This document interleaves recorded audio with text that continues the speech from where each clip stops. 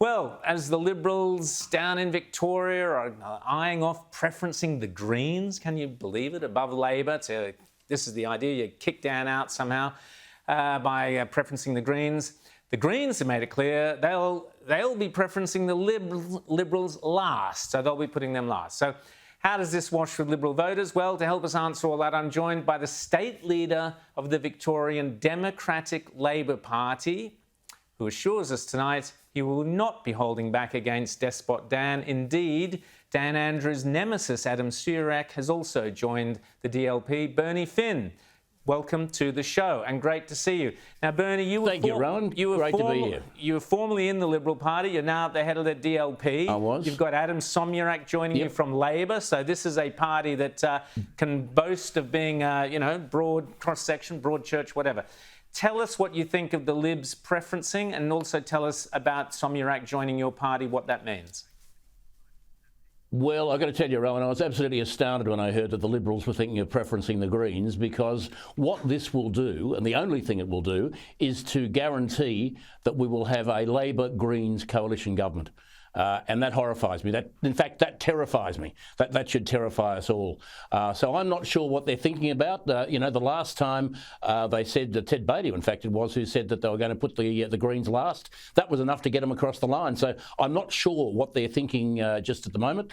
But clearly, it's not going to be a great result if they continue down this path. And I would counsel them, not that they've listened to me much of recent years, but I would counsel them strongly not to preference the Greens ahead of the ALP. I think that would be a very, very bad mistake.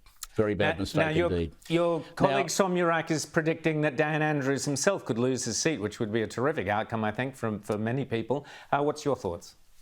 Yes. Yeah, well, look, I think Adam, as is usually the case, is spot on the money. He knows that Mulgrave electorate much better than I do, but he is strongly of the view that Andrews could go in his own seat. I know there are a lot of people that are praying for that result, a lot of people that are working for that result, and we in the DLP will be running a candidate in Mulgrave, and hopeful that our preferences will assist in that result, and it would solve a lot of problems. It would solve a lot of problems if the despot, as I call him, did in fact lose his seat. That would make life so much easier for a lot of people, a lot of Victorians. Would take a lot of pressure off us, I think. So he could be dragged into a fifth anti-corruption inquiry. I mean, it strikes me as extraordinary. I'm not Victorian, so I can't get into the Victorian mindset. I still hope, Bernie, that we'll wake up on the day after the election and it's a landslide the other way. Maybe I'm just a dreamer.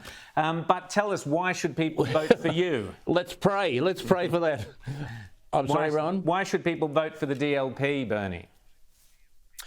Well, the DLP is a Conservative Labor Party, so people can actually vote Labor without voting for Andrews, because Andrews' Labor is not what the ALP has ever been. I mean, Andrews' Labor is all about one man. It's about ignoring families. It's about ignoring people in the suburbs. It's about ignoring people in regional towns. It's an abuse of power. It's arrogance. It's just an outrageous attack on everyday Victorians. And I think if you could have an anti-Andrews Labor, it would be the DLP, because we are a party which, as I say, is a Conservative Labor Party, stands for workers, stands for small business, stands for traditional families.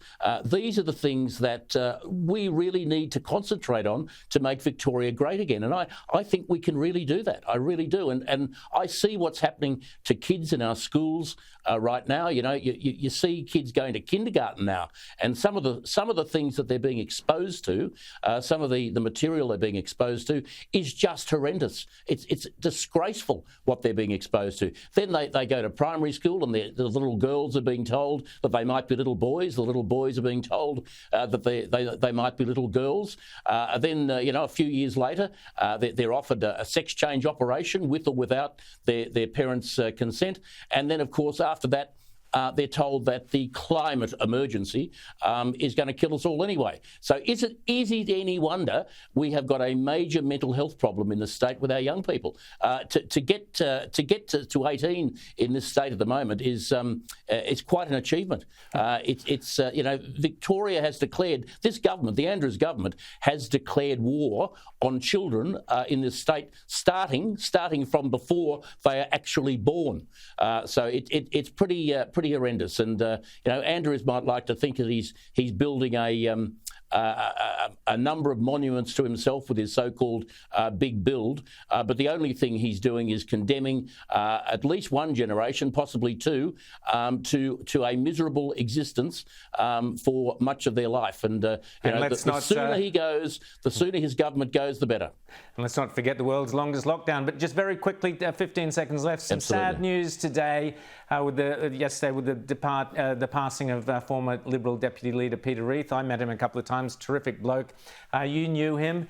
Your thoughts on the passing of Peter Reith? Yep. Yeah, very sad to hear that Peter had gone. Peter was a great bloke, and I think a man with vision and had a great mind and had a great sense of humour too, I might say. So I was very, very sad to hear that he was gone, and I trust he's now receiving his just reward. Bernie Finn, thanks so much for talking to us on the show this evening, and good luck in the forthcoming election.